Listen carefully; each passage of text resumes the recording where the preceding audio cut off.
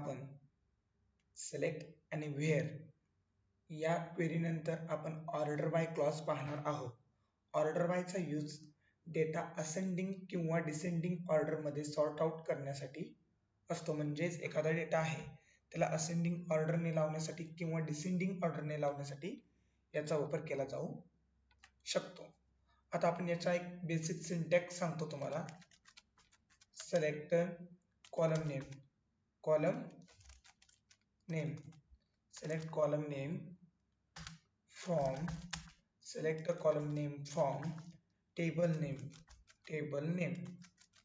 select a column name from table name order by लिहून घ्यायचा आहे. त्यानंतर आपण कॉलम नेम लिहायचा आहे.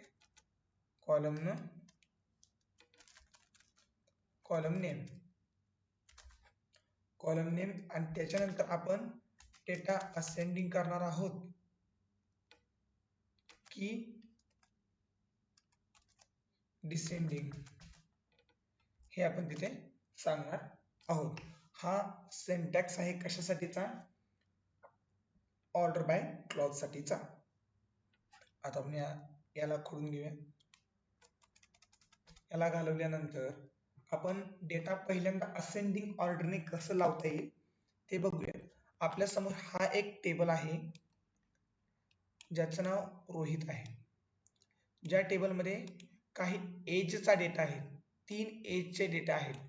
म्हणजे पहिली एज 20 मोहितची, 23 पुनीत या पर्सनची आणि 19 सोनाली या पर्सनची. आता आपण काय करणार आहोत? आता आपण क्वेरी रन करणार आहोत. कशासाठी? असेंडिंग ऑर्डरने डेटा रन करण्यासाठी किंवा प्रिंट करण्यासाठी. आता असेंडिंग ऑर्डर ज्यावेळेस आपण ऑर्डर बाय क्लॉजचा वापर करतो त्यावेळेस डिफॉल्ट असेंडिंग ऑर्डरने असतो. म्हणजे काय? तर की आपण जेव्हा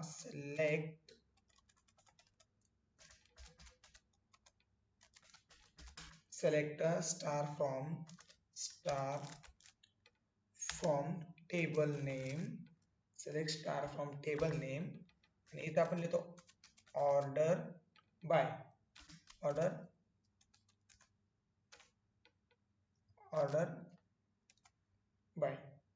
आणि ऑर्डर बाय कोणत्या कॉलमला करायचं? ऑर्डर बाय एज या कॉलम मधील व्हॅल्यू आपल्याला ऑर्डर बायने लावायचे, असेंडिंग ऑर्डरने लावायचे. त्यामुळे आपण इथे एज लिहिणार आहोत. ज्यावेळेस आपण इथे एज लिहितो त्यावेळेस एज या कॉलम मधील ऑर्डर बाय म्हणजे डेटा असेंडिंग ऑर्डरने लागतो. इथे ASC लिहिण्याची गरज नाही, हा डिफॉल्ट असतो. 19, 20, 23 आपल्याला असेंडिंग ऑर्डरने डेटा मिळाला आहे.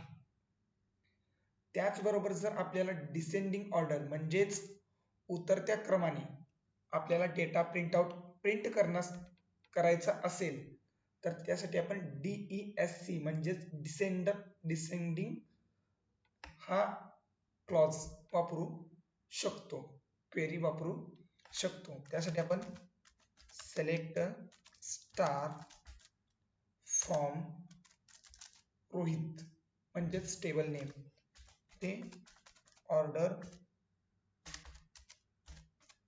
बाय लिहून घेतल्यानंतर आपण इथे कॉलमचं नाव लिहिणार आहोत एज आणि स्पेस दिल्यानंतर डिसेंडिंग ऑर्डरने हा डेटा लिहा असं आपण सांगणार आहोत. जसं मी क्वेरी रन करेल तसंच आपल्याला एज 23, 20 आणि 19 या क्रमाने प्रिंट झालेली दिसेल. डिसेंडिंग म्हणजे जास्त पासून कमी होत गेलेलं असते, हे आपल्याला लक्षात ठेवणं गरजेचं आहे. आज आपण MySQL मधील ऑर्डर बाय क्लॉज पाहिला. व्हिडिओ उपयोगी वाटला असेल तर लाईक करा आणि MySQL सिरीजसाठी चॅनलला सबस्क्राईब करा.